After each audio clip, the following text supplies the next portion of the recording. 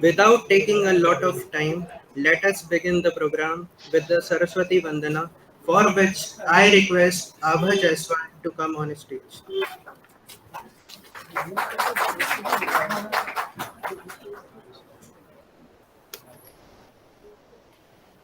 अधरों में रस घोलो, मेरा कंठ मधुर कर दो, उर में माँ बस जाओ, बस इतनी मेहर कर दो। संगीत की देवी हो, सुर सजने कहाती हो, सब बुद्धि देती हो, जग जननी कहाती हो। मेरी लय ना टूट जाए, कुछ ऐसा सर कर दो, उर में माँ बस जाओ, बस इतनी मेहर कर दो।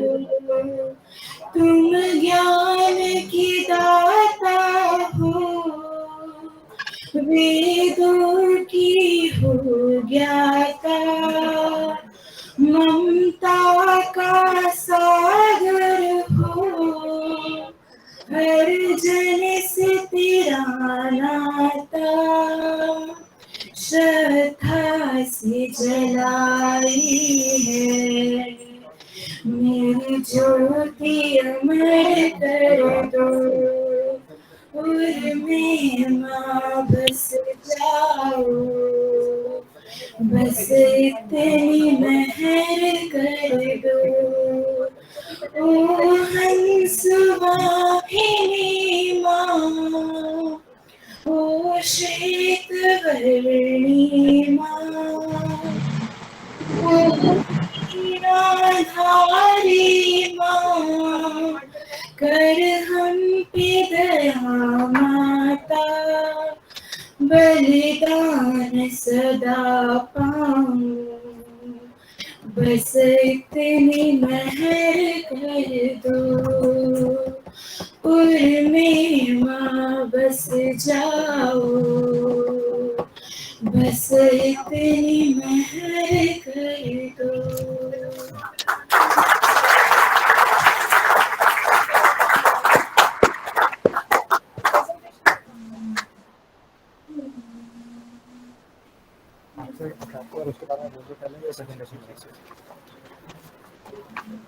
Thank you, Abha, for such a sacred beginning. Hello. Hello. Thank you, Abha, for such a sacred beginning. So basically ataxia क्या है? अटेक्सिया एक तरह का डिसीज है। इसमें इंसान को कोऑर्डिनेशन और बैलेंस में परेशानी होती है और ये समय के साथ काफी बढ़ता जाता है। धीरे धीरे टाइम के साथ एक स्टेज आता है जब तक वो अपने डेली वर्क्स में भी, डेली नीड्स में भी सपोर्ट नहीं कर पाता या नहीं कर पाता उन्हें execute. So hence Ataxia Awareness Society is established for welfare of society, hence for such patients. First and foremost, I would like to know my audience about the Ataxia Awareness Society through presentation. Now, I request all the dignitaries to come on stage and honor us with their presence.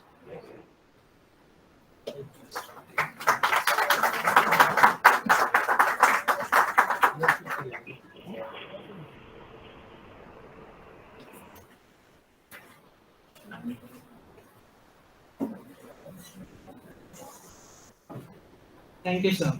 Now, I request our director, sir, to guide us on Ataxia with his few words.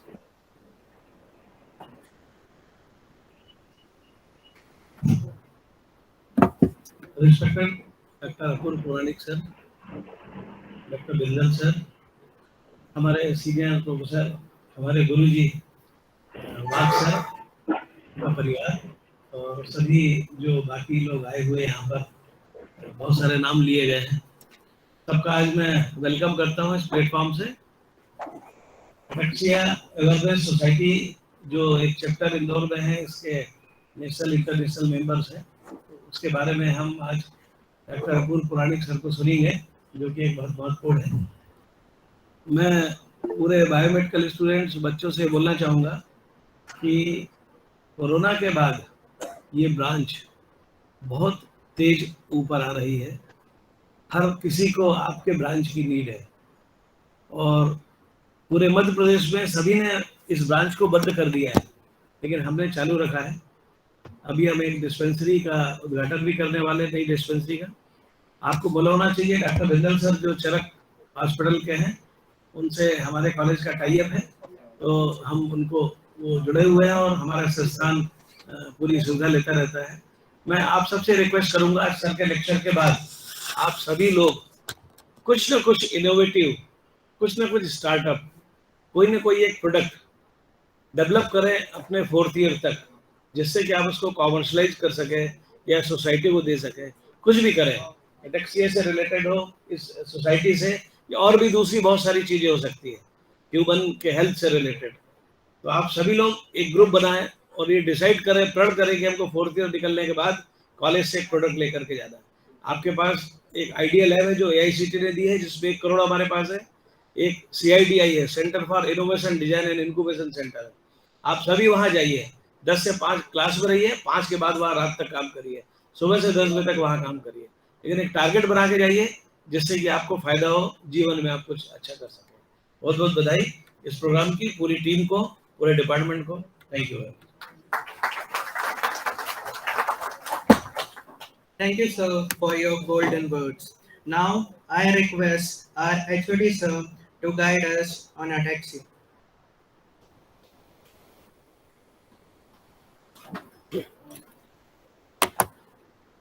मंच पर उपस्थित doctor अपूर्व पुराणिक, doctor Manish Bindal, हमारे निदेशक doctor Rakesh Saxena ji, professor वाद मेरे गुरुजी हैं, उनको भी मैं नमन करता हूं, और अन्य डॉक्टर और अटेक्सिया सोसाइटी के पेशेंट्स, उनके अभिभावकगण, मेरे प्रिय छात्रों, सभी फैकल्टी मेंबर्स।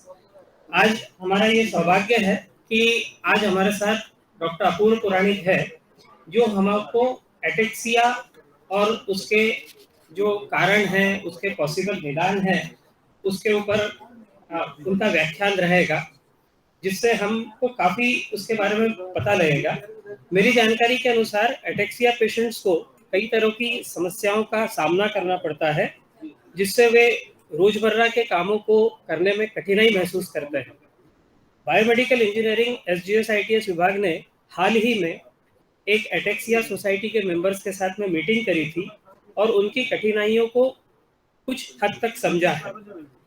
मैं आश्वस्त करना चाहता हूं कि विभाग छात्रों की मदद से ऐसे गैजेट्स के डिजाइन एवं निर्माण के लिए कार्य करेगा जिससे अटेक्सिया पेशेंट्स को मदद मिल पाए। इसमें राइटिंग पैड्स हो सकते हैं, speech to text conversion apps हो सकती हैं, डिजिटल सिग्नेचर की एप्स हो सकती है और अन्य असिस्टिव डिवाइसेस का समावेश है। आज हम इस बारे में डॉक्टर पुराणिक सर से, जो इस विषय के एक्सपर्ट है, उनसे काफ़ी कुछ ज्ञान प्राप्त करेंगे। इस प्रोग्राम का यह एक उद्देश्य है कि अटेक्सिया के कारणों एवं संभावित निदान को हम गहराई से समझें और असिस्टिव डिवाइसेस के निर्माण में हम अग्रसर हो। यह हमारे लिए, समाज के लिए एक अहम जिम्मेदारी भी है हम सब इंजीनियर्स की। एक बात और कहना चाहता हूँ, हाल ही में चरक हॉस्पिटल के डॉक्टर बिंदल साहब ने बायोमेडिकल इंजीनियरिंग स्टूडेंट्स के लिए जो टॉपर रहेगा, जो इनोवेटिव आइडिया लाएगा, ऐसा एक जो मापदंड है, उसमें जो टॉप करेगा उसके लिए गोल्ड मेडल अनाउंस किया है, जो 2022 पास आउट स्टूडेंट से दिया जाएगा। मैं बहुत बहुत धन्यवाद देता हूं। इससे बायोमेडिकल ब्रांच में भी छात्रों को एक प्रोत्साहन मिलेगा और वे समाज के लिए कार्य कर पाएंगे। मैं पुनः एक बार डॉक्टर पुराणिक सर, डॉक्टर बिंदल सर और अन्य डॉक्टर्स का आभार व्यक्त करता हूँ कि वो आए और इस प्रोग्राम में सम्मिलित हुए। हमें उनसे बहुत मार्गदर्शन प्राप्त होगा। धन्यवाद।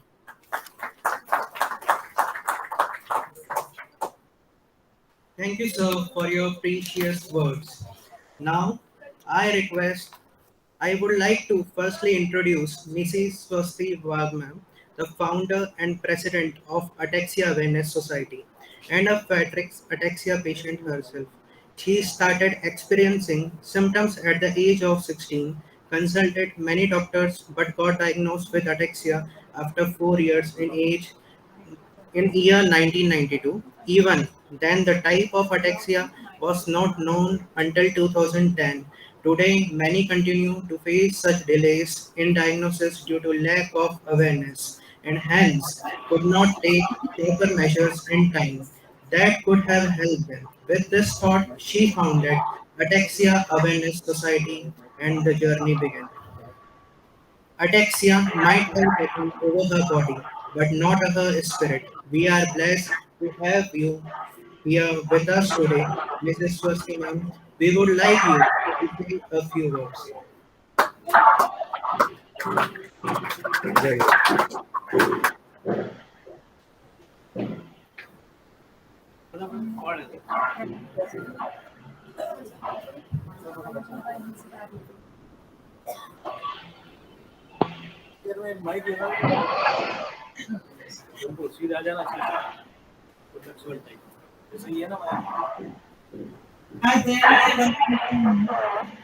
Dr. Bindra, डायरेक्टर से प्रशांत बंसल से और यहाँ उपस्थित सभी हार्दिक स्वागत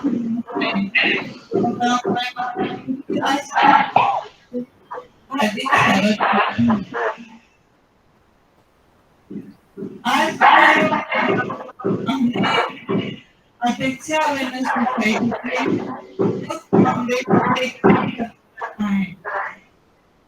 मुझे ये पता है कि आप आर्थिक में 4 साल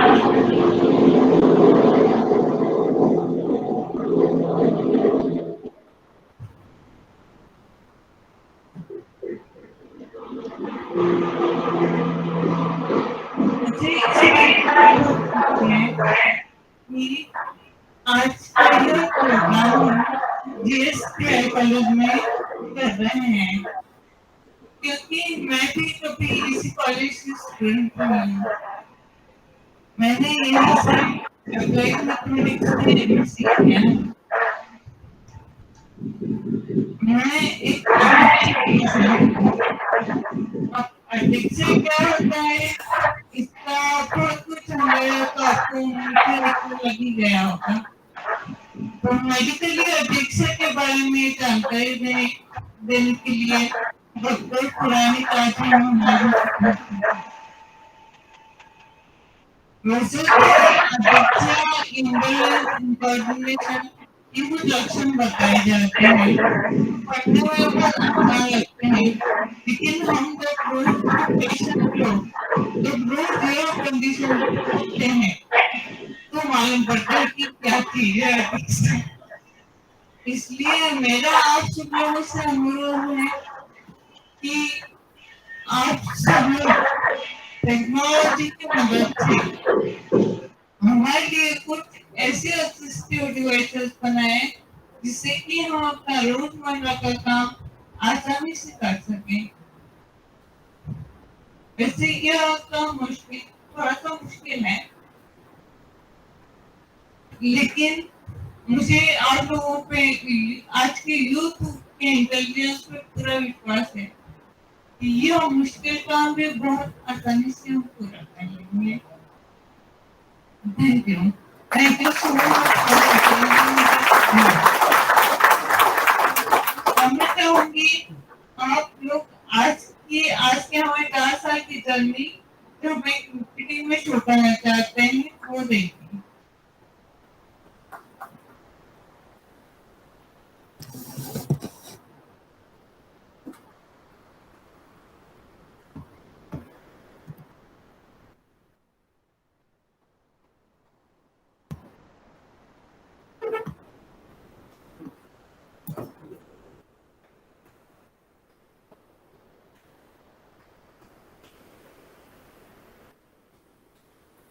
पीपीटी बाद में चला देंगे, पौराणिक सर का लेक्चर मैम बस 3 मिनट की पीपीटी और उसका साउंड का कुछ इशू मैम आ इसके रहा फिर माइक लगा दें।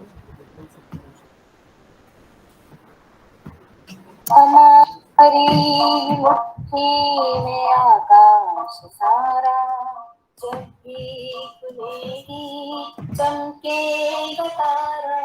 हमारी मुट्ठी में आकाश सारा, जब भी खुलेगी चमकेगा तारा। कभी ना ढले जो वही सितारा, दिशा जिससे पहचान संसार सारा। हमारी मुट्ठी में आकाश सारा, जब भी खुलेगी चमकेगा तारा। हथेली पे रेखाएं है सब अधूरी, किसने लिखी है नहीं जानना है।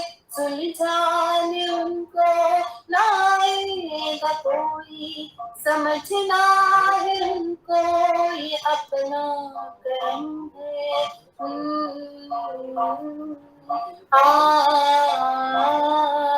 अपने कर्म से दिखाना है सबको, खुद का पलटना उभरना है खुद को। अंधेरा मिटा दे जलना शरारा, दिशा जिससे पहचान संसार सारा। हमारी मुट्ठी में आकाश सारा, जब भी खुलेगी चमकेगा तारा। कभी ना ढले जो ही सितारा, दिशा जिससे पहचान संसार सारा। हमारी मुट्ठी में आकाश सारा, जब भी खुलेगी चमकेगा तारा। हमारे पीछे कोई आए ना आए, हमें ही तो पहले पहुंचना वहाँ है। जिन पर है चलना नई पीढ़ियों को, उन्हीं रास्तों को बनाना हमें।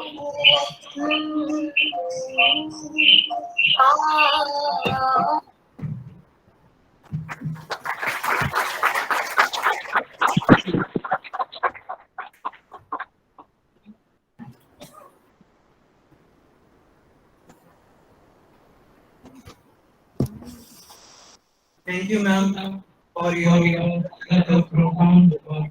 now. I request Vindal to guide us on anorexia with his few words.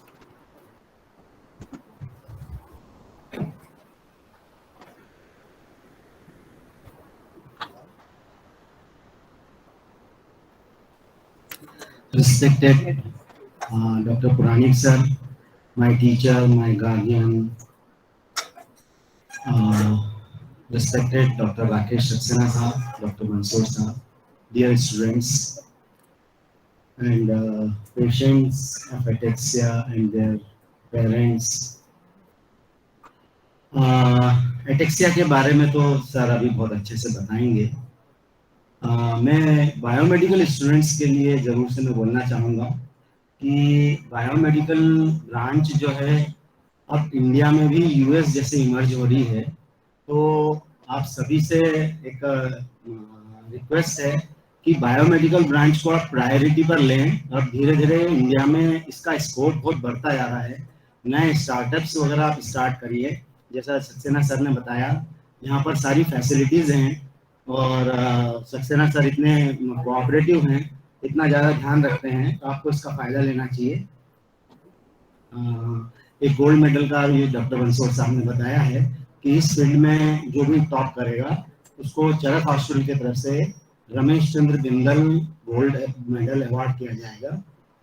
Thank you.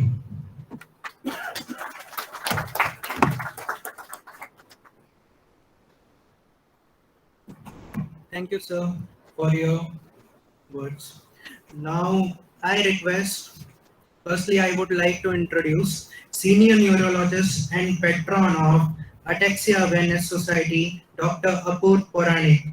He is retired professor in neurologist at MGM Medical College, Indore, who is now focusing his energy and expertise on medical education and research. Dr. Apur Puranik is passionate about advocacy and education in Hindi for general public, patients, and their caregivers. He is also keen to initiate and sustain patient support groups or self-help groups for patients suffering from various neurological diseases. He has been consistently guiding us in our endeavor since the inception of Ataxia Awareness Society. Thank you for joining us today, Doctor. It will be worthwhile to hear from you about today's special speaker as well as the context for today's talk. Now I request Dr. Apur Puranik sir to guide us with his words. Few words.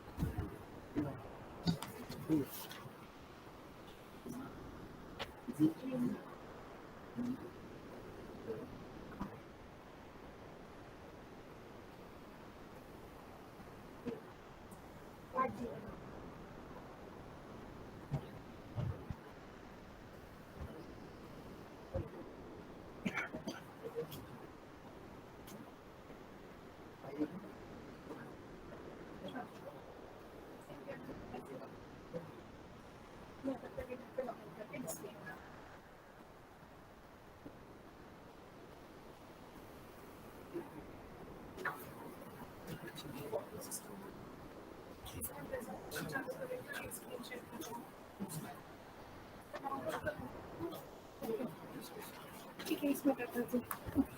4218 open GWS link पे भेजो ना। नहीं, आप उस पे भेजो तो आप लगेगा ना।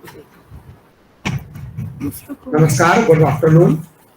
I am glad to be here, and many thanks to the director sir, Dr. Saxena, Consorts of Biomedical Engineering Department, and the Walk family and the indomitable Swasti herself, Dr. Bindal.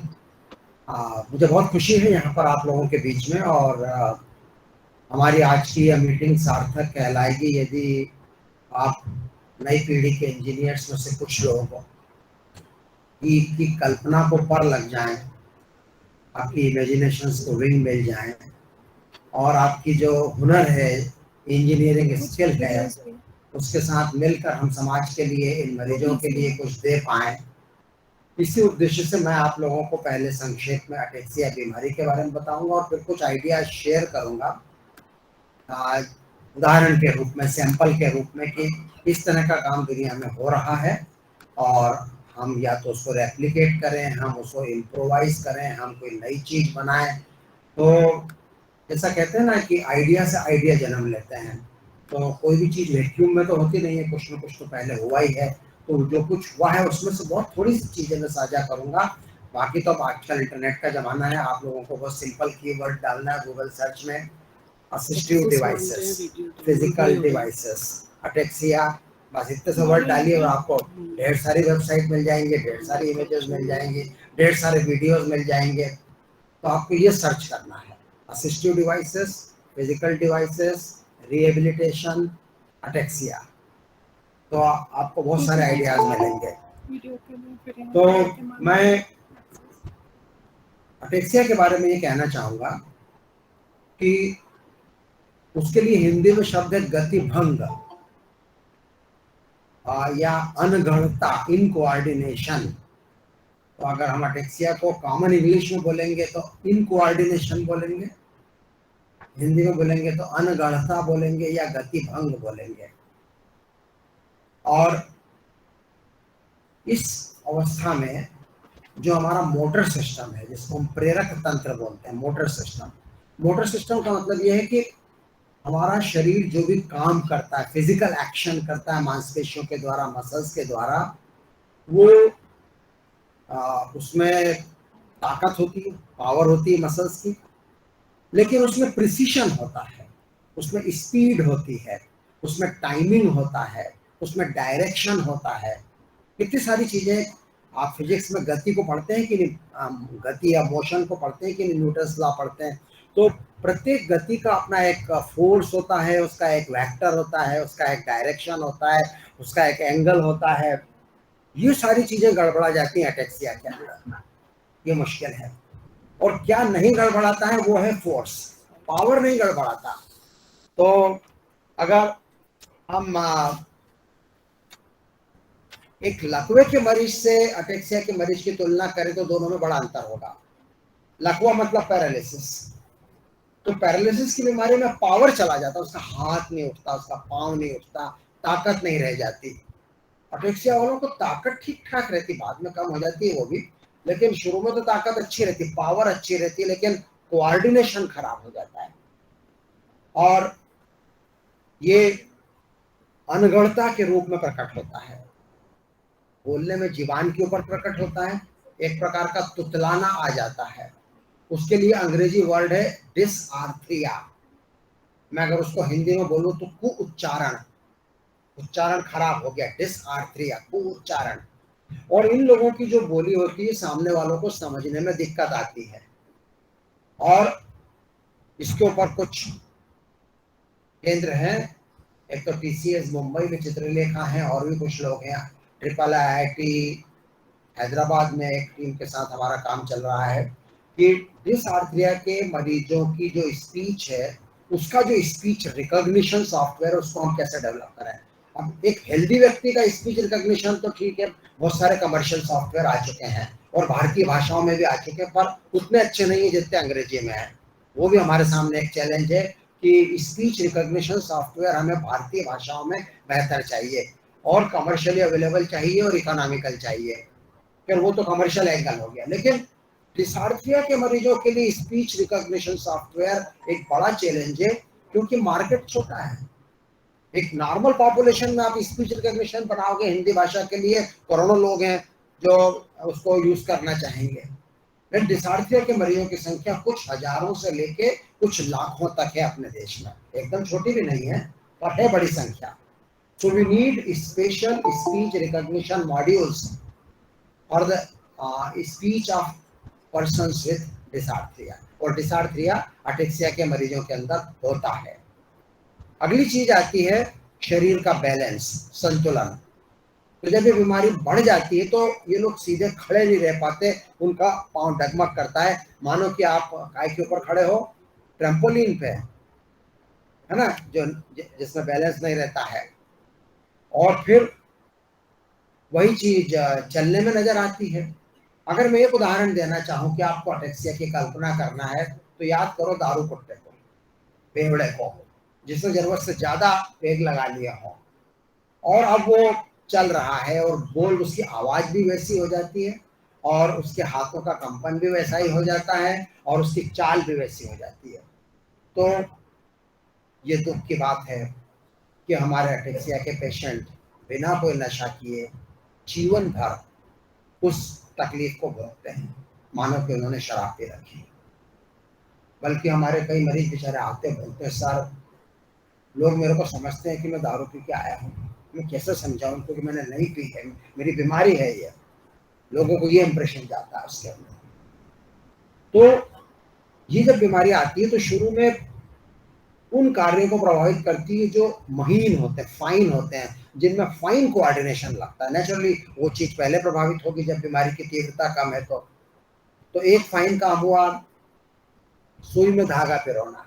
अब ये तो हम रोज तो नहीं पिरोते हैं सुई में धागा, लेकिन अगर कोई अटेक्सिया का मरीज है, या कोई महिला है, या कोई पुरुष है, उसको पहली बार ध्यान इस तरह के बारीक काम पे जाएगा। शुरू में बड़े बड़े कामों पे ध्यान नहीं जाएगा। या एक और बारीक काम है लिखना, हैंडराइटिंग। हैंडराइटिंग भी बड़ा बारीक काम है, फाइन कोऑर्डिनेशन चाहिए उसके अंदर। तो इन लोगों की हैंडराइटिंग बिगड़ने लगती है।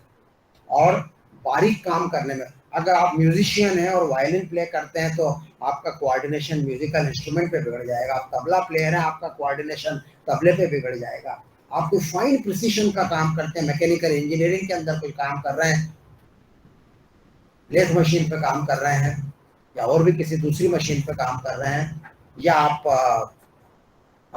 सेमीकंडक्टर चिप के ऊपर सर्किट बना रहे हैं, एंग्रेव कर रहे हैं, तो फाइन काम आपके प्रभावित हो जाते हैं और लोगों का जॉब छूट जाता है। जिस काम के ऊपर वो आजीविका चलाते थे वो उनकी खत्म हो जाती है। इन लोगों की हम कैसे मदद कर सकते हैं? पता नहीं, मैं नहीं जानता। कुछ इमेजेस में शो करूंगा कुछ मिनट बाद। एक मेरे मन में एक आइडिया सा आता है वाइल्ड। आप लोगों ने SLR कैमरास का विज्ञापन में कहीं पढ़ा होगा। उनके जो स्पेसिफिकेशंस होते हैं, एंटी शॉक, जब आप उसको होल्ड कर रहे हैं और आपने लॉन्ग एक्सपोजर दिया है तो आपका कैमरा या तो आप ट्राइपॉड पे रखो, लेकिन अगर आप होल्ड करते हो तो थोड़े थोड़े वाइब्रेशन तो आ ही जाएंगे। आप कितने अच्छे फोटोग्राफर हो, इमेज ब्लर हो जाएगी। तो कुछ कैमरा अपने स्पेसिफिकेशन में विज्ञापन देते हैं, we have an inbuilt anti shock mechanism. तो ऐसी कोई मैकेनिज्म आप दें कि लोगों के अटेक्सिया के मरीजों के हाथ में जो कंपन आ रहा है वो कुछ हद तक एब्जॉर्ब हो जाए, इसी तरीके से उनका कोऑर्डिनेशन थोड़ा बेटर हो जाए। एक सिंपल सी डिवाइस हम लोग यूज करते हैं, बड़ी क्रूड है, वो अटेक्सिया के अलावा ट्रेमर मतलब कंपन वाली बीमारी में यूज की जाती है, और वो है वेट कफ्स। तो हम लोग जिम में जाते हैं तो कलाई में और पाँव में वेट कफ बांधते हैं ज्यादा ताकत के साथ एक्सरसाइज करने के लिए, रेजिस्टेंस के एक्सरसाइज। अटेक्सिया वाले मरीजों के अंदर वेट कफ थोड़ा फायदा देते हैं, they have a dampening effect. तो जो उनका इनकोऑर्डिनेशन हो रहा है वो कुछ हद तक कम हो जाता है। So wet cuffs act as dampener और एन एंटी शॉक, वो हम बना सकते हैं पाँव के लिए और हाथों के लिए। और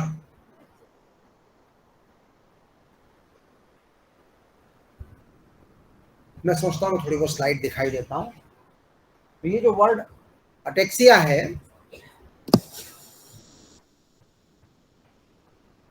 ये लैटिन भाषा का शब्द है। अ मतलब विदाउट और टैक्सिस मतलब गति। और इसमें धीरे धीरे हमारी भुजाएं, हमारी उंगलियां, हमारे पैर, हमारा धड़, गर्दन, जीभ मतलब आवाज में, और आंखों की पुतलियां भी प्रभावित होती हैं। उदाहरण के लिए अगर आप इनको ऐसा देखें, आंख को गति करके एक तरफ देखने को बोले या सामने भी, तो आप पाएंगे उनकी आंखें भी अस्थिर रहती हैं। उस अस्थिरता को निस्टैग्मस बोलते हैं। हालांकि निस्टैग्मस से बहुत ज्यादा दिक्कत तो नहीं आती, लेकिन कुछ मरीज कहते हैं कि उनको जो सामने की इमेजेस है वो ब्लर हो जाती है, क्योंकि अगर आंखें कॉन्स्टेंटली हिल रही होंगी तो रेटिना के ऊपर जो इमेज का फिक्सेशन है वो अच्छा नहीं बनेगा, और इन लोगों को फाइन प्रिंट पढ़ने में और ड्राइविंग करने में दिक्कत आ सकती है। आंखों की गति का कोऑर्डिनेशन इनका खराब हो जाता है इस वजह से।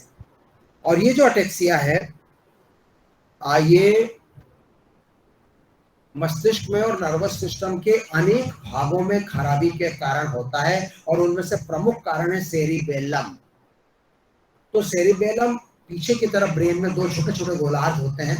बड़े गोलार्ध आगे होते हैं जिनको सेरिब्रम बोलते हैं, और छोटे दो गोलार्ध पीछे होते हैं जिनको सेरिबेलम बोलते हैं। हम लोग संस्कृत में उसको अनुमस्तिष्क बोलते हैं, छोटा मस्तिष्क। और उनका काम है कोऑर्डिनेशन करना, संयोजन करना, समायोजन करना, कोऑर्डिनेशन करना। क्या होता है कि जो मेन कमांड है किसी काम को करने का, वो तो हमारे मोटर कॉर्टेक्स से आता है, सेरिब्रल हेमिस्फीयर से, आगे की तरफ फ्रंटल लोब से। वहां से कमांड चलता है कि डॉक्टर पुराणिक आपको दाहिने हाथ की मुट्ठी बनाना, और मैंने मुट्ठी बना ली। वो कमांड यहाँ पहुंच गया और मेरी मुट्ठी बन गई। या वो कमांड आता है डॉक्टर पुराणिक आपके टेबल पर एक चश्मे का केस रखा, उसे आप उठा लो। ये गया, मैंने उसे उठाया। ऐसा एक रोबो बनाने में आपको 1 साल लग जाएगा, जिसको आप सारा सॉफ्टवेयर लिखो, उसका हार्डवेयर बनाओ, लेकिन ये हमारे पास बना हुआ है पहले से। हमारे मोटर सिस्टम से वो कमांड जाता है फ्रंटल लोब से, सेरिब्रल हेमिस्फीयर से। जब ये कमांड नीचे की दिशा में उतरता है और स्पाइनल कॉर्ड से निकलने वाली नाड़ियों से उन मांसपेशियों तक जाता है जिन्हें कि उस काम को अंजाम देना है, उस चीज को उठाने का, रास्ते में उस प्रोग्राम की एक कॉपी सेरिबेलम को दी जाती, सीसी टू सेरिबेलम, कि भाई ये काम किया जा रहा है, आपको भी हम सूचना दे रहे हैं कि काम हो रहा है। सेरिबेलम जानता, अच्छा ये काम होने जा रहा है। सेरिबेलम के पास फीडबैक आता है। फीडबैक आप जानते हैं किसी भी ऑपरेशनल सिस्टम में फीडबैक कितना इंपॉर्टेंट है। तो फीडबैक आता है उन नर्व से जो यहाँ से सेंसरी संवेदी इंफॉर्मेशन लेके और स्पाइनल कॉर्ड के माध्यम से ऊपर तक ब्रेन में ले जाती है। और ये फीडबैक की भी 2 कॉपी बनती हैं, एक कॉपी सेरेबेलम को दी जाती है और एक कॉपी मोटर कॉर्टेक्स के पीछे जो सेंसरी कॉर्टेक्स है वहां तक जाती है थैलेमस के माध्यम से। तो एक कांस्टेंट लूप है जिसमें कांस्टेंट मॉनिटरिंग चल रही है और उस लूप में एक मेजर स्टेशन और आता है और उसका नाम है बेसल गैंग्लिया, वो भी बड़ा इंपॉर्टेंट है उस लूप में। हालांकि बेसल गैंग्लिया एक साइड स्टेशन है जो अपना इनपुट इस प्रोग्राम को देता रहता है पूरे टाइम। तो ये कतई आश्चर्य की बात नहीं है कि इतना जटिल सिस्टम कभी कभी किसी डिफेक्ट का शिकार हो जाए। और ये डिफेक्ट अगर सेरिबेलम में है तो अटेक्सिया बीमारी होगी और अटेक्सिया के प्रमुख कारणों में सेरिबेलम आता है। इसके अलावा अगर मोटर सिस्टम और वहां से जाने वाले फाइबर डैमेज हो तो अटेक्सिया तो नहीं होता लेकिन पावर कम हो जाता है, जबकि सेरिबेलम में पावर कम नहीं होती, कोऑर्डिनेशन ज़्यादा है। तो अगर मेन मोटर सिस्टम डैमेज हो जाए तो पैरालिसिस होता है, लकवा होता है, पावर जाती है। और अगर सेरिबेलम डैमेज हो जाए तो पावर नहीं जाती, कोऑर्डिनेशन जाता है।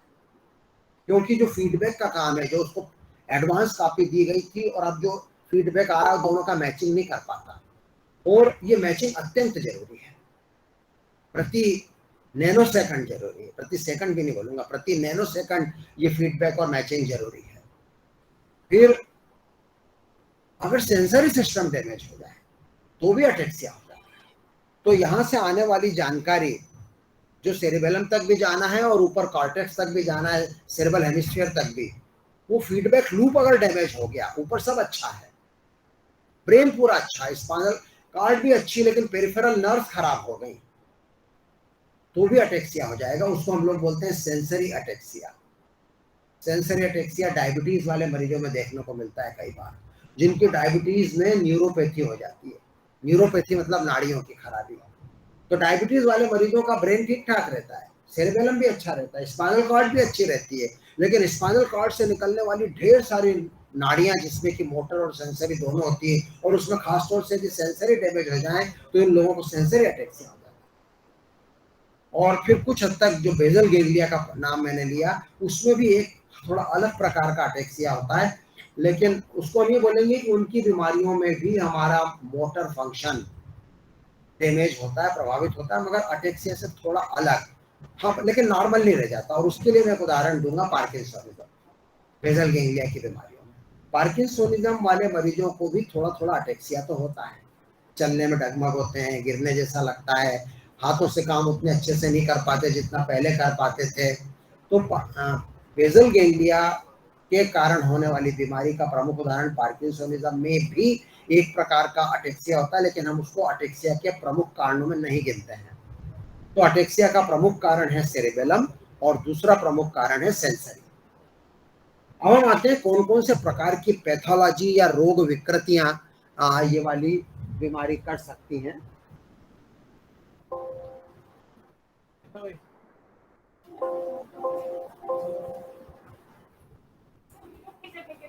नहीं, अभी स्लाइड बची हैं, शायद पूरा डाउनलोड नहीं हुआ, पूरा पावर पॉइंट। हाँ, बची हैं स्लाइड्स। हाँ, ठीक है, इसको फुल स्क्रीन कर दो यार, ठीक है, फुल स्क्रीन पे कर दो, शायद से ब्लैंक स्लाइड होगी। हाँ, ठीक है।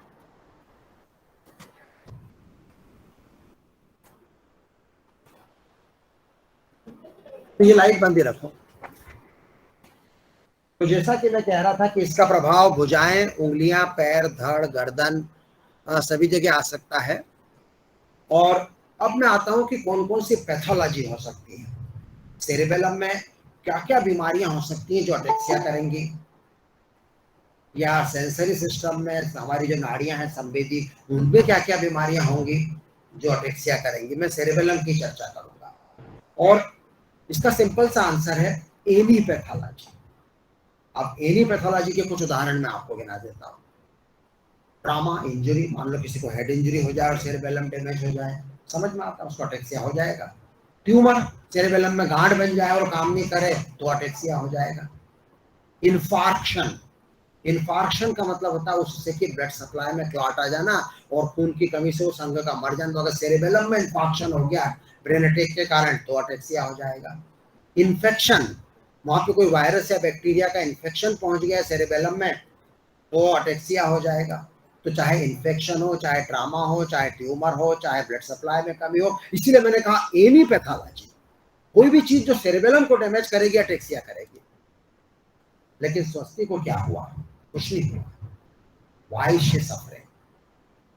There is another class of drugs, another class of pathology, जिनके लिए हमारा शब्द है डीजेनरेशन। आप लोगों ने रीजेनरेशन शब्द तो सुना होगा, पुनर्जागरण, पुनरुद्धार, रीजेनरेशन, जो चीज कम थी उसको अच्छा बनाना। दुर्भाग्य से नर्वस सिस्टम में और दूसरे अंगों में भी कुछ पैथोलॉजी, कुछ रोग विकृतियां ऐसी होती हैं जो डीजेनरेटिव किस्म की होती हैं। तो डीजेनरेटिव के लिए मैंने वहां नीचे शब्द लिखा है अपक्षय। तो जब चीजों का क्षय होने लगता है, गलने लगती हैं, नष्ट होने लगती हैं, तब उन्हें हम क्षयकारी बीमारियां, डीजेनरेटिव बीमारियां बोलते हैं। स्वस्ति और जो हमारे कुछ मरीज आए हैं उनको ये डीजेनरेशन हो रहा है। अब डीजेनरेशन तो सबको होता है। आप बोलेंगे हमको कहाँ हो रहा है? अरे सबको होता है। जब हम उम्र बढ़ती है हमारी तो बुढ़ापा क्या है? डीजेनरेशन ही तो है, एजिंग जो है। तो सबको होता है डीजेनरेशन तो उम्र के साथ। हमारे नाखून बढ़ते हैं तो नाखून जो आगे बढ़ जाता है वो डीजेनरेट होकर उसको हम काट देते हैं, वो डीजेनरेटेड नाखून है आगे की दिशा का। तो ये तो हर समय होता है डीजेनरेशन। जो जन्मा है उसे नष्ट होना है। ये न केवल प्राणी मात्र के स्तर पर परंतु कोशिका स्तर के स्तर पर भी लागू होता है। जो आया है उसे जाना है, ये कोशिका के स्तर पर भी लागू होता है। और ये जो क्षय है ये कई बार तो हम उसको नॉर्मल मानते हैं, जैसा कि एजिंग होता है, बुढ़ापा होता है, नॉर्मल है, सबको होना है। लेकिन दुर्भाग्य से कुछ बीमारियों में हमारी कुछ कोशिकाएं जल्दी जल्दी मरने लगती हैं, जल्दी जल्दी क्षय होने लगती हैं। तो सेरिबेलर डीजेनरेशन, सेरिबेलम जो पीछे है वहां की अनेक कोशिकाएं, उसमें अनेक प्रकार की कोशिकाएं होती है, उसमें से प्रमुख होती है पर्किंजी सेल। तो वो कोशिकाएं न जाने क्यों तेज गति से मरने लगती है यंग एज में। और फिर तेज गति मतलब 5 साल, 10 साल, 15 साल में देखते ही देखते वो इंसान विकलांग ये स्पीकर नहीं कर पाता, उसको अटैक्सिया हो जाता है। क्योंकि सेरिबेलम की कोशिकाएं डीजेनरेट हो रही हैं। क्यों डीजेनरेट हो रही, क्यों जल्दी मर रही हैं, क्यों अकाल मृत्यु को प्राप्त हो रही हैं, हम नहीं जानते। उसी पर तो सारी रिसर्च चलती है। अब उसके पीछे समझ में आया है कि जेनेटिक कारण है।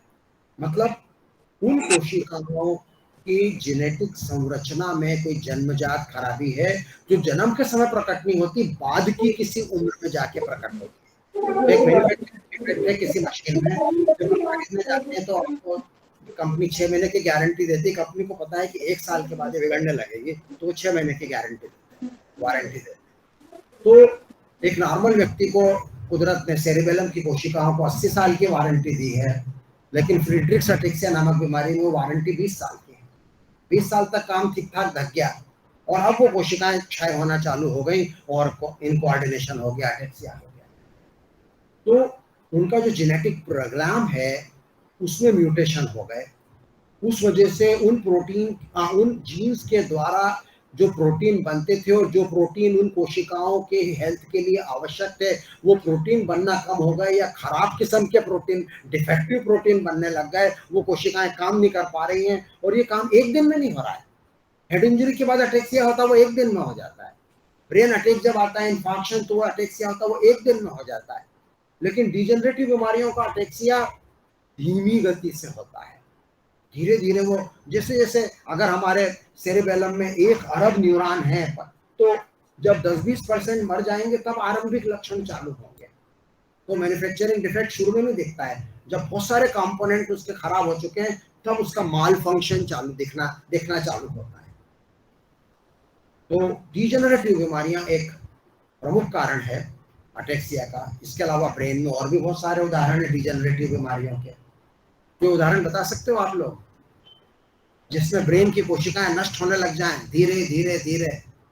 Yes, Alzheimer's, very good answer.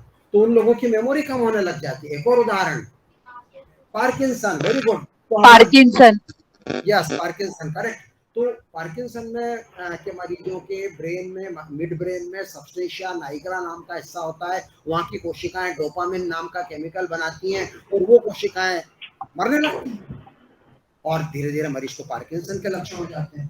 तो अनफॉर्चुनेटली ये जो डिजेनरेटिव बीमारियां हैं, इनका कोटा नर्वस सिस्टम के हिस्से में ज्यादा आया है। दूसरे सिस्टम में भी होती है डिजेनरेटिव बीमारियां। लिवर हो जाए तो सिरोसिस हो जाता है, लिवर का डिजेनरेशन। किडनी में भी डिजेनरेशन हो सकता है। हार्ट की जो वायरिंग होती है ना, जो हार्ट बीट चलाती है, कंडक्शन, वो अगर डैमेज हो जाए तो हार्ट की हृदय गति धीमी हो जाती है, हार्ट ब्लॉक हो जाता है। तो पूरी बॉडी में नाना प्रकार की डिजेनरेटिव बीमारियां होती हैं और नर्वस सिस्टम के खाते में वो ज्यादा कोटा आया है और उनमें से प्रमुख है सेरेबेलम अटेक्सिया। अटेक्सिया का निदान हम डॉक्टर लोग कैसे करते हैं? सबसे पहले हिस्ट्री, मरीज से बात करते हैं, सुनते हैं उसकी कहानी, उसकी शिकायतें, उसकी तकलीफें। फिर हम उसका शारीरिक परीक्षण करते हैं और शारीरिक परीक्षण में मैं करके दिखा देता हूँ। हम उसको आंख बंद करके खड़े होने को बोलते हैं, दोनों पाँव मिला लेने को बोलते हैं और फिर वो गिरने लगता है। एक सामान्य व्यक्ति खड़ा रहेगा, हम उसको एक गादी पर खड़ा कर दें तो वो और भी ज्यादा गिरने लग जाएगा अच्छे मोटे मैट्रेस के ऊपर। तो ये उसका स्टैंड हो जाता है। फिर हम उसको चलवा के देखते हैं, बहुत ही ज्यादा है तो ऐसे चलने में वो घूमता हुआ चलेगा, जैसे लहराता हुआ चलेगा। जब थोड़ा कम अटेक्सिया है तो हम उसको एक लाइन पीछे में जमीन पे है और हम बोलेंगे पंजे के आगे पंजा। इस तरह से इसको बोलते हैं टेंडम वॉकिंग। तो दरअसल में देखा जाए तो पुलिस वालों की ट्रेनिंग में टेंडम वॉकिंग रहता है। फिर रात को 12 बजे कोई हवलदार एक बंदे को पकड़ कर आया, साहब दारू पी के धमाल उठा रहा था और बोलता नहीं साहब मैंने नहीं पी दारू। तो पुलिस वालों बोलेंगे चल बेटा ये चाप की लाइन इस पे एक लाइन में चल के बता दे। उसको डायग्नोसिस कर सकता है कि इसको सेरेबेलम अटेक्सिया शराब के कारण। ये भी ट्रेनिंग है, देखना कि शराब का असर। तो टेंडम वॉकिंग में क्या करते हैं, फिर हम उनको फिंगर नोज टेस्ट करवाते हैं कि आप सीधा करो, मेरी उंगली को टच करो, आपकी नाक को करो, इधर करो, फिर इधर करो, आँख खोल के करो, आँख बंद करके करो। तो जब वो ऐसे उंगलियां लाते हैं ना तो उनकी ऐसे सीधी जाती है और कोऑर्डिनेशन हम उनकी हैंडराइटिंग करवा के देखते हैं। तो ये शारीरिक परीक्षण है। हम उनका सेंसरी सिस्टम देखते हैं कि यहाँ पे हमने पाँव पे रुई छुआई, आँख बंद, अच्छा बताओ मैं रुई छूंगा, बताना कहाँ लगी? अभी यहाँ लगी अंगूठे पे, अभी एड़ी पे, अभी यहाँ बीच में हम नहीं लगाते, अभी लगी नहीं लगी। वो बोल देता रो में लगी, अरे कहाँ लगी, मैंने तो छुआ ही नहीं। तो इस तरह से हम उनका परीक्षण करते हैं।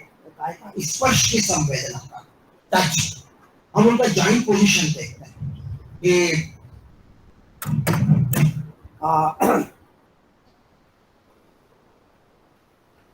ये मैंने आपकी उंगली पकड़ी है और ये देखो अभी किधर करी, नीचे, अभी किधर करी, ऊपर। अब आंख बंद कर लो, बताना किधर करी, अभी नीचे, अभी ऊपर, अभी नीचे, अभी नीचे, अभी नीचे, अभी भी नीचे, अभी अब ऊपर। सो रैंडम ऑर्डर में हम उसको ऊपर नीचे करते हैं। मरीज की आंख बंद है, सब लोग अपना खुद का करके देख सकते हैं, अपने फ्रेंड का करके देख सकते हैं, पाँव के अंगूठे का करके देख सकते हैं। हम आंख बंद करके हमारी उंगली में 5 डिग्री का कोण वाली गति को पकड़ सकते हैं। 5 to 10 डिग्री के मूवमेंट को हमारा ब्रेन संवेदी तंत्रिकाओं से पकड़ सकता है। तो अगर वो अटेक्सिया सेरेबेलम के कारण है तो वो सही से आंसर दे देगा, लेकिन वो अटेक्सिया सेंसरी के कारण है तो बंदा वहाँ गलती कर जाएगा, उसको इन्फॉर्मेशन नहीं पहुंचे। तो आप डिफरेंशिएट कर पाओगे कि अटेक्सिया सेरेबेलम के कारण है कि सेंसरी के कारण है। इसके अलावा हम उनके रिफ्लेक्सेस देखते हैं, फिर हम उनकी प्रयोगशाला जांचें कराते हैं। तो उसमें प्रमुख तो है एमआरआई ब्रेन, जिससे हम मस्तिष्क की रचना देखते हैं। नाड़ियों में, सेंसरी नाड़ियों में बिजली का प्रवाह ठीक से नहीं हो रहा है, उसके लिए एनसीवी नाम की एक जांच होती है, नर्व कंडक्शन वेलोसिटी, उससे हमको पता लग जाता है। और फिर हम तरह तरह के ब्लड टेस्ट कराते हैं। कभी कभी क्या होता है कि कुछ ट्रीटेबल कॉजेज होते हैं डिमेंशिया, सॉरी अटेक्सिया के। ये हर डॉक्टर की जिम्मेदारी होती है कि नेवर मिस अ ट्रीटेबल कॉज। ये तो बहुत बड़ी गलती हो जाएगी अगर आपने मरीज को बोल दिया तेरी बीमारी तो डिजेनरेटिव है, कुछ खास हम कर नहीं सकते तेरी मदद, ये तो ऐसे ही चलेगा, और बाद में मालूम पड़ा कि उसको तो ट्रीटेबल बीमारी थी। ये उस डॉक्टर के लिए डूब मरने की बात होती है अगर वो मिस कर जाए तो, और ऐसी प्रोग्नोसिस बता दे तो हम लोग तरह तरह की जांचें इसीलिए करा दें कि कहीं कोई ट्रीटेबल कास्ट नहीं, कोई विटामिन की कमी है, कोई इन्फेक्शन है, कोई ट्यूमर है जिसको ऑपरेशन करके निकाल सकते हैं, तो वो सारे कारण हम पहले देखते हैं और फिर हम डीएनए टेस्ट कराते हैं। तो जो आनुवंशिक बीमारियां हैं जो जीन्स के आधार पर होती हैं उनके लिए आजकल डीएनए टेस्ट आ गए हैं। अनेक प्रकार के मोड ऑफ इनहेरिटेंस, मतलब किस तरह से वो जीन एक पीढ़ी से दूसरी पीढ़ी में जाकर वो बीमारी करेगी, इसके लिए दो तीन तरह के पैटर्न होते हैं, आनुवंशिकता के प्रकार होते हैं। एक होता है ऑटोसोमल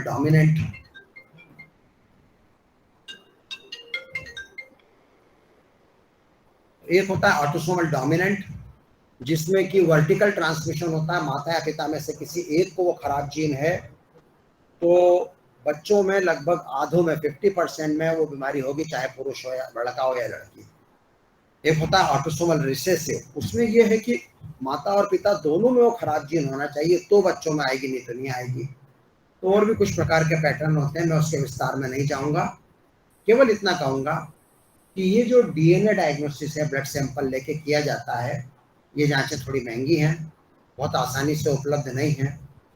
अटेक्सिया अवेयरनेस सोसाइटी के तत्वावधान में आपने देखा होगा प्रेजेंटेशन में हम लोगों ने डीएनए कैंप, टेस्टिंग कैंप लगाए थे, सैंपल दिल्ली भेजे थे, बहुत सारे लोगों की रिपोर्टें भी आई थी। आज की तारीख में क्योंकि इसका कोई मेडिकल ट्रीटमेंट नहीं है, इसलिए लोगों के मन में एक प्रश्न उठ सकता है कि जब इलाज नहीं है तो इतना डीएनए डायग्नोसिस करने की क्या जरूरत है।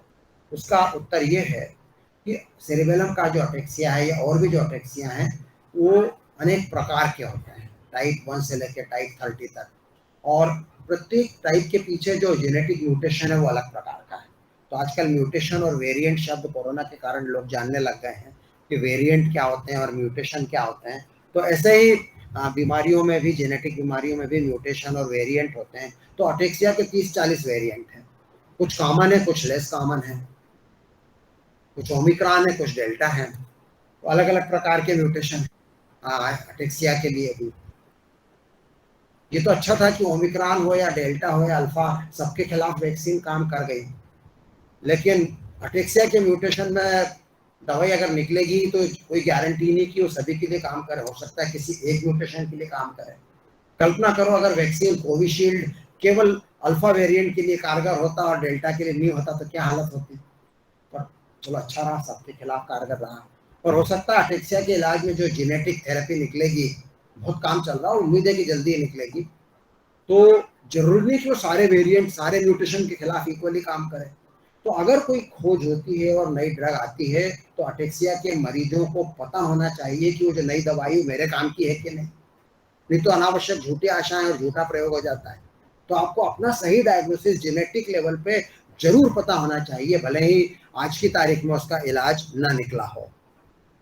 तो ये सब प्रमुख लक्षण भी मैं बता चुका हूँ। और अब मैं कुछ डिवाइसेस की तरफ आऊंगा। व्हील चेयर को लोग एक मजबूरी के रूप में लेते हैं, लेकिन हम लोग ये मैसेज देते हैं कि उसे हमें एक उपाय या जरिया के रूप में देखना है। और व्हील चेयर कितने तरह की बन सकती है, क्या क्या इम्प्रूवमेंट हो सकते हैं, ये आप लोगों का फील्ड है, आप लोग सर्च करिए। Of course motor driven, power driven, battery driven, rechargeable, और फिर उसमें भी बहुत सारी चीजें हैं। नहीं आ रहा ये वीडियो है क्या? नहीं, ये लास्ट है नहीं, ये लास्ट, इसके पहले कुछ और थी क्या? नहीं, इससे पहले इमेजेस थी कुछ आज नहीं आ रही हैं। हाँ, यहाँ आना था, ये ब्लैंक क्यों आ रही है? इसमें था मैं शायद ब्लैंक। हाँ ये ले लो, यहाँ से ले लो। चलो ठीक, ये ऊपर, हाँ ये लास्ट नहीं है, चलो मैं आगे बढ़ता हूँ। तो मैं ये मैसेज देना चाहूँगा कि हम सबका उद्देश्य होना चाहिए कि अटेक्सिया के मरीज काम धंधा कर सकते हैं, प्यार और शादी कर सकते हैं, बच्चे कर सकते हैं, शिक्षा कर सकते हैं, अपने बारे में विश्वास के साथ बातें कर सकते हैं। ये जो हमारे दैनिक घर के उपयोग की चीज़ें हैं, इनके अंदर हम छोटे छोटे मॉडिफिकेशन करा सकते हैं ताकि हम उनको होल्ड अच्छे से कर पाएँ। इस तरह की चीज़ें हम प्रोडक्ट हम डिज़ाइन कर सकते हैं। और यहाँ पर भी आप देख रहे हैं कि हाथ में कफ बांधा जा सकता है चम्मच को पकड़ने के लिए, या पेज टर्नर या बीच में दिखाया गया है, ये पेन होल्डर दिखाया गया है, क्योंकि अगर वो बारीक पेन नहीं पकड़ सकते तो उसके आगे उसको एक मोटा बना दो ताकि वो उसको पकड़ के पेन को चला पाए। ये स्पून के होल्डर दिखाए गए हैं, मॉडिफाइड नेल कटर दिखाए गए हैं, राइटिंग डिवाइस दिखाई गई है जिसमें फिंगर के ऊपर क्लिप है और उन क्लिप के बीच में पेन पकड़ा हुआ है। तो इन सब चीज़ों की मैकेनिक्स के ऊपर मैं आज नहीं बोलूँगा, ये आप लोगों का फील्ड है, मैं केवल कुछ उदाहरण आपको दिखा रहा हूँ। और हाँ, ये देखिए, ये एक प्रकार का वॉकिंग एड है जिसमें 4 पाँव दिए हैं। नॉर्मली तो हम सिंगल स्टिक लेते हैं, फिर 2 पाँव वाले आते हैं, 3 पाँव वाले तो बहुत मिलते हैं, पर 4 पाँव वाले बहुत कम मिलते हैं।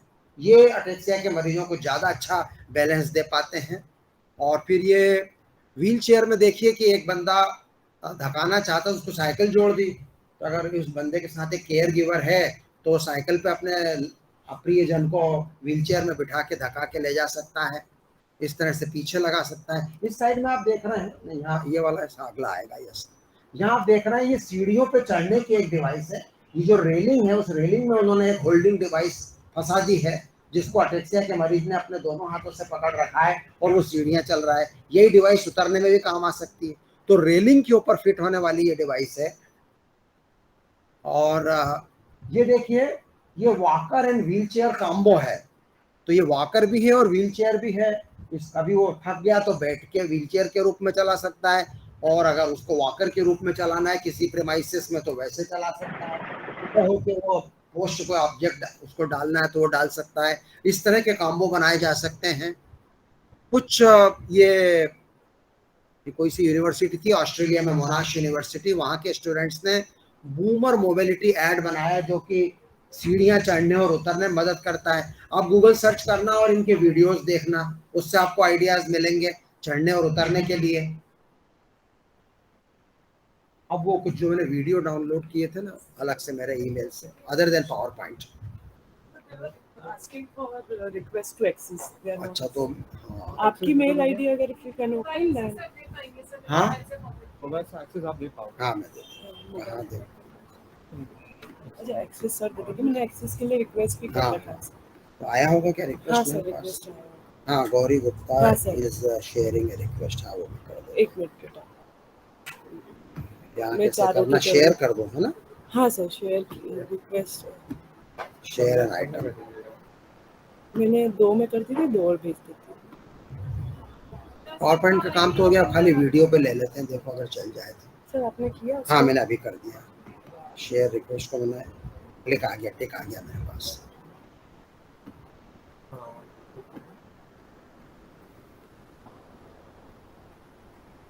ठीक है, एक्सेस तो मैंने दे रखा है। आप अपना जीमेल आईडी खोलो। सर आप जीमेल हाँ, ओपन मैं कर खोल दीजिए, देता हूँ, मैं इसमें खोल दैट देता वुड बी हूँ, ग्रेट। कोई चीज़।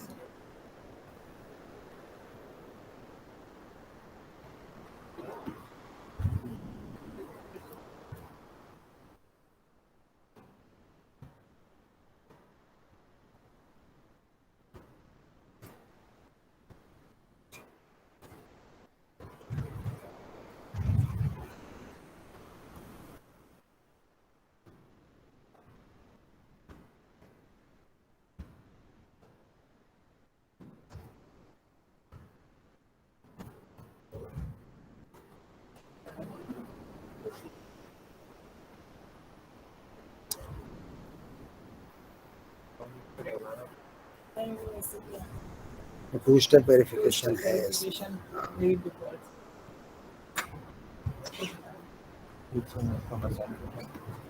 तो मेरे को इसे मेरे मोबाइल में ही देखना पड़ा, वो आने में कभी कभी 30 सेकंड लग जाते हैं। आ गया sir. Yes, it is me. 51 ये कर दिया।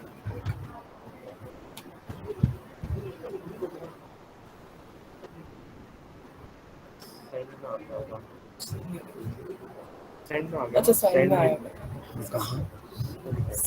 वैसे यहाँ से भी हो जाएगा वीडियो पे हाँ बस ये नीचे वाला वीडियो लेना है 4। ऊपर हाँ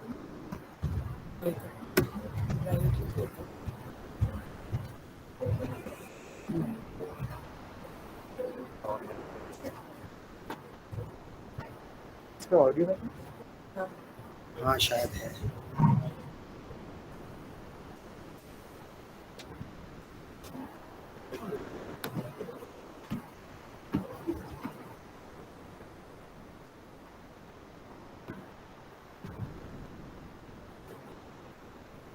से पहले ये प्ले कर देंगे लोड होके ये भी नहीं हुआ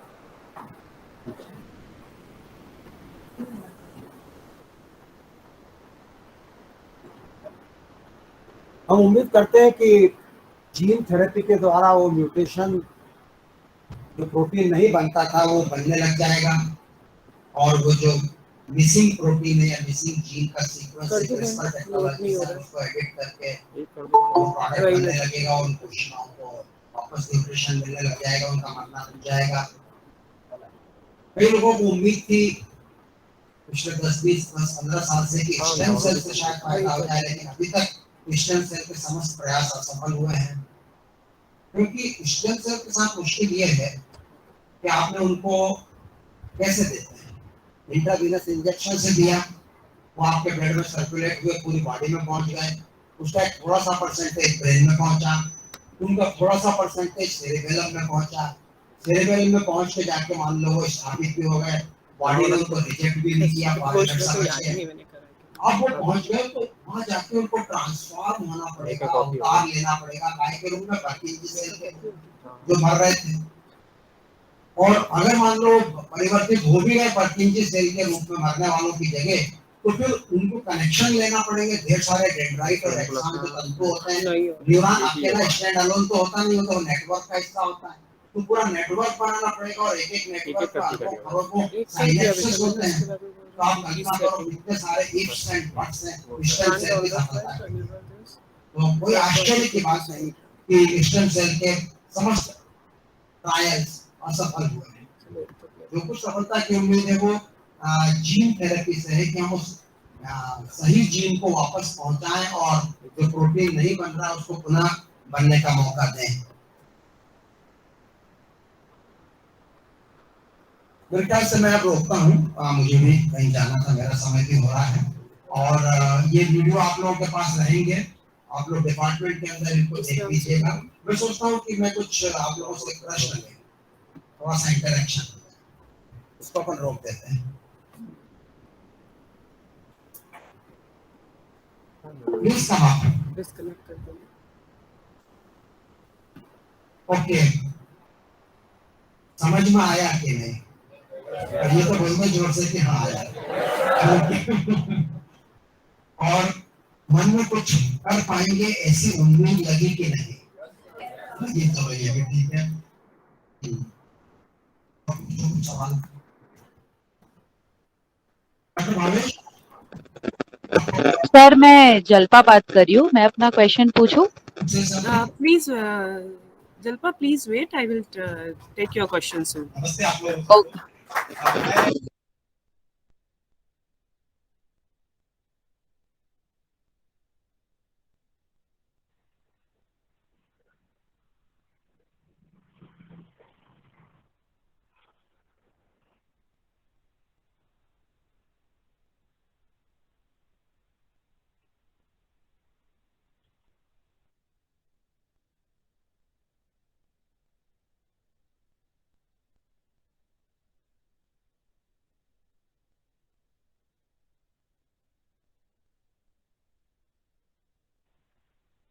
ऑनलाइन आवाज जा रहा है?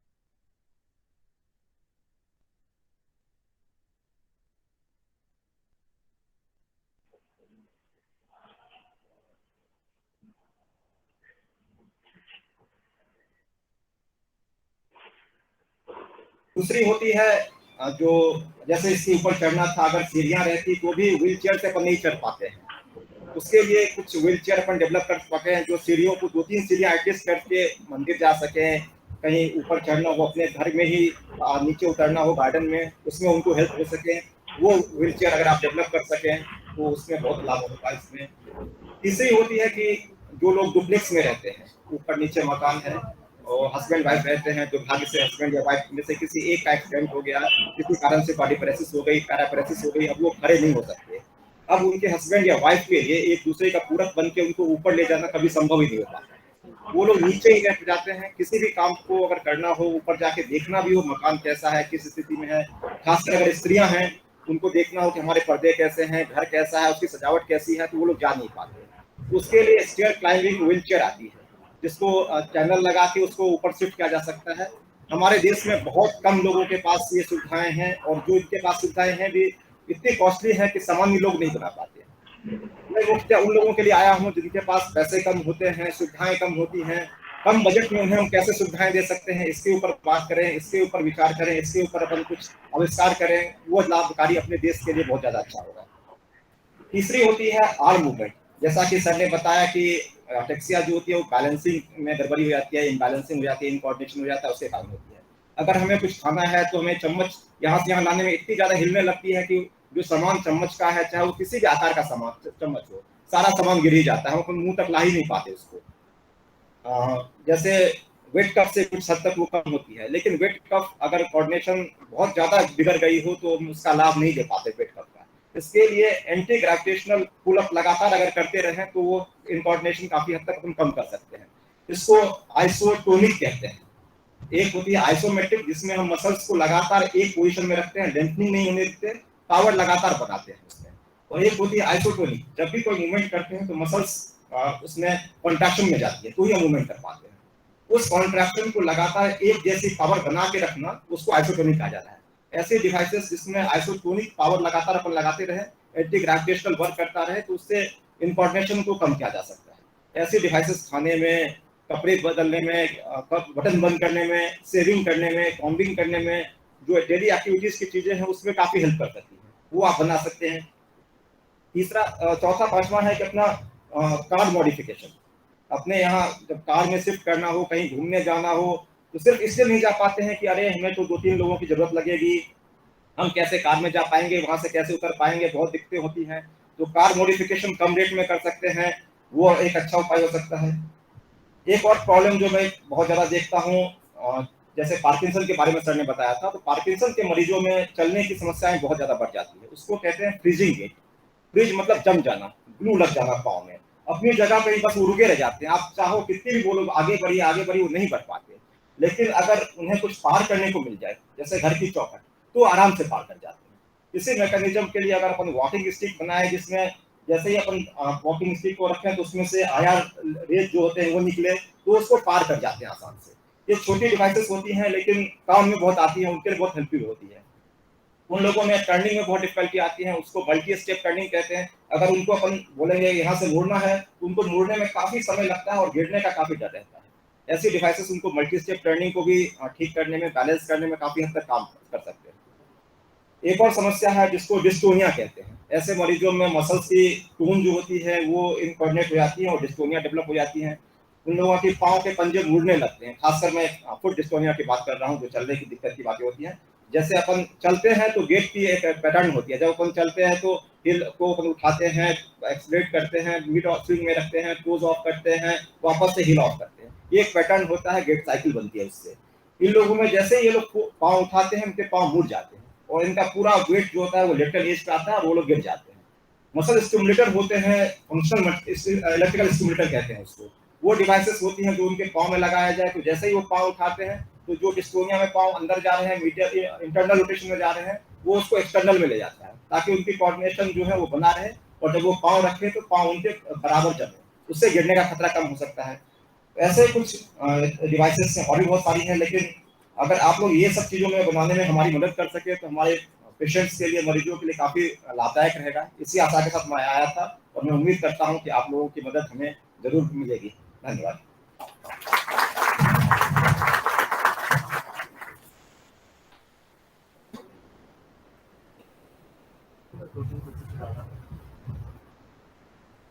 We have few people joined online. They have some questions from me, sir.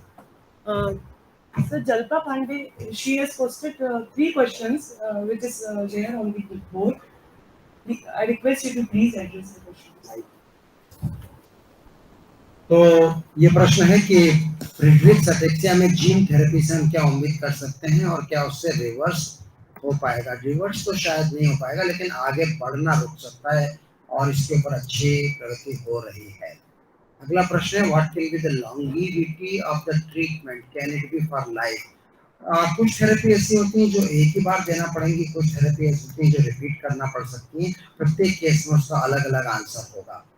तीसरा, any food in Ayurveda to counter the Friedreich's ataxia progression? So far I do not know. अनेक प्रकार के भोजन और डाइटरी मॉडिफिकेशंस की चर्चा होती है, लेकिन हमारे यहाँ मेडिकल साइंस में एक फ्रेज है जो बड़ा पवित्र माना जाता है, और वो फ्रेज है एविडेंस बेस्ड मेडिसिन। उसको हम लोग हमारा सूत्र वाक्य मानते हैं।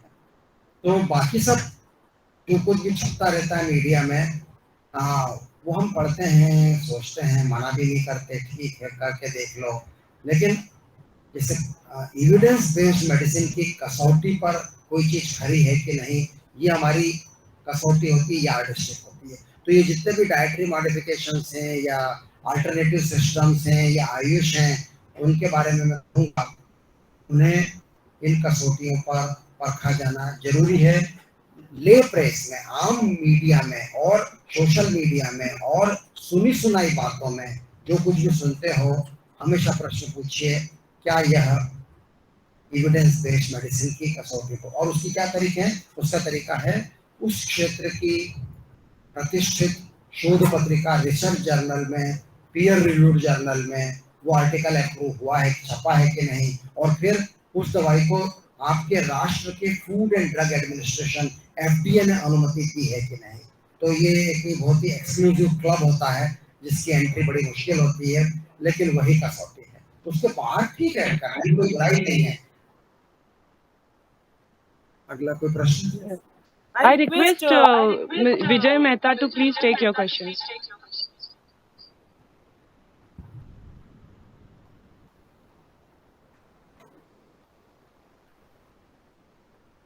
एक प्रश्न है कि क्या अटेक्सिया चिंता और उदासी, एंजाइटी या डिप्रेशन के कारण ट्रिगर हो सकता? नहीं।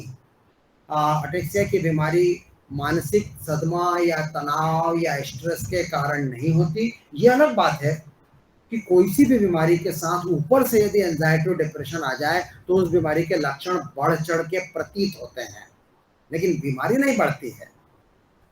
तो एनी डिसीज, उसका जो डिसेबिलिटी है, it will worsen if you are also suffering from mental stress, but mental stress per se cannot lead to ataxia. Am I audible, sir? Yes, bolo Vijay Mehta.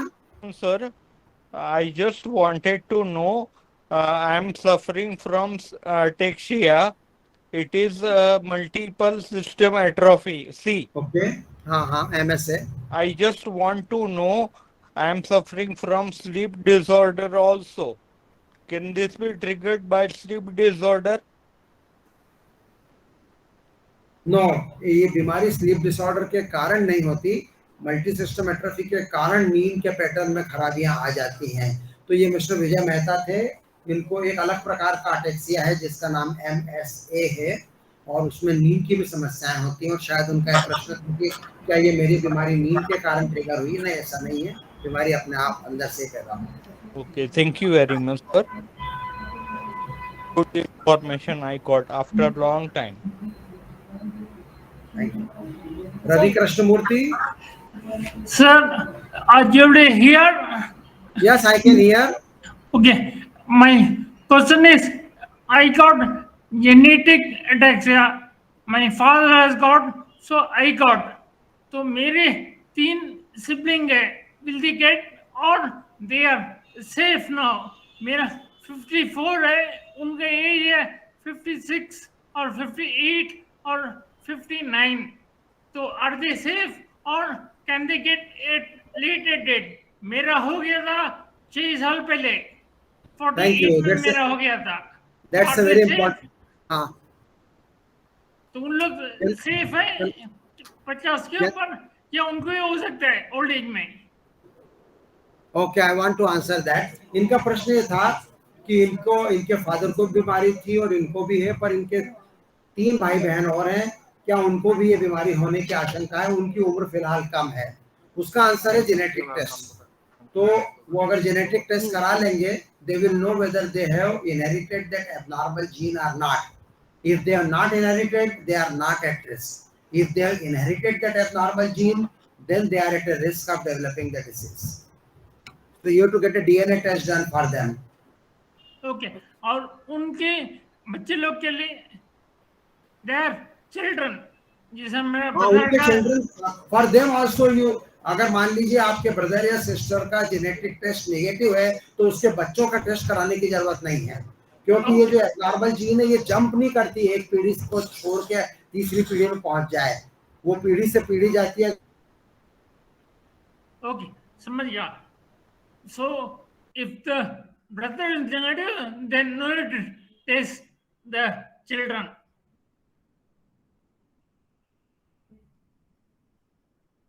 Back after discussion with sir. Okay, for the remaining queries we will be available on through internet and other things, and we will answer them. I think I have to leave and I have to go to some other place. Thank you.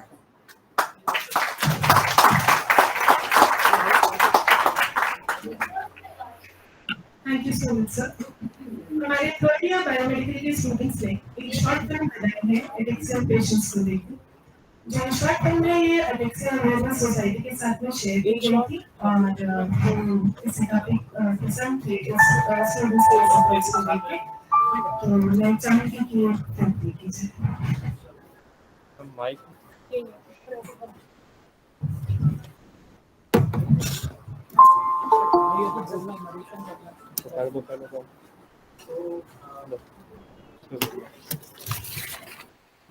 अरे ये तो बेवकूफ है, ये तो जीवन में कुछ कर ही नहीं सकता। अरे कैसा बोल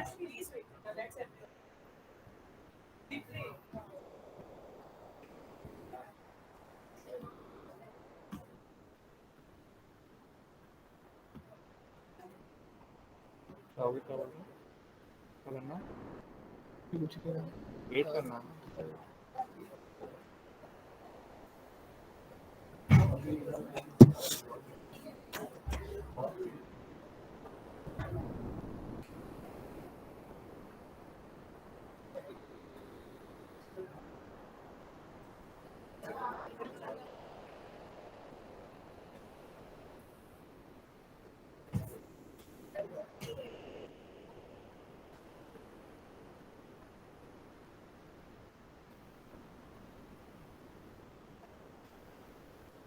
बोलेगा अभी बाद में नरेशन उसके बाद नहीं बस हो गया, आप तो चलेंगे ना। हाँ मैम इशारा देंगे मैम।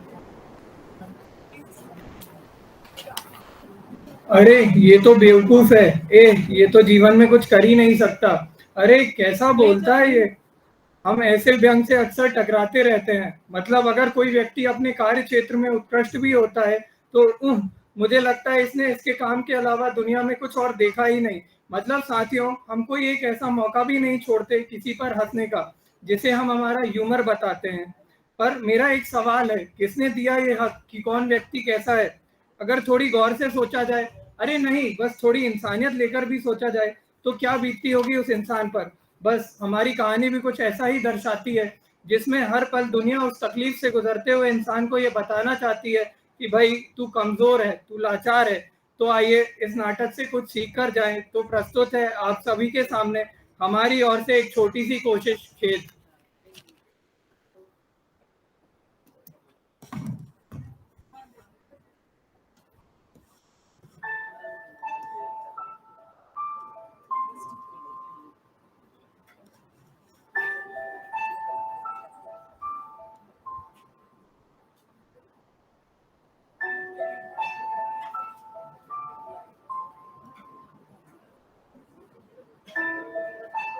कंप्लीट हो गए।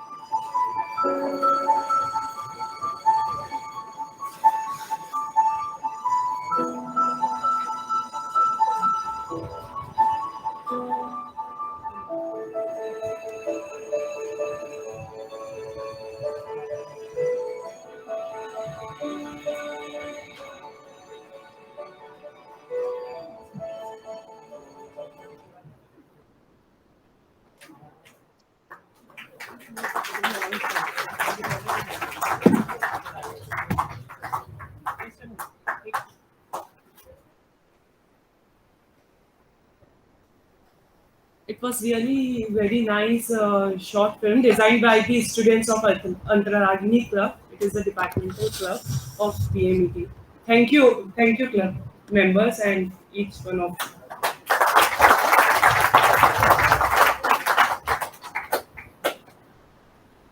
you. Now, finally, I want to call Navni for give vote of thanks.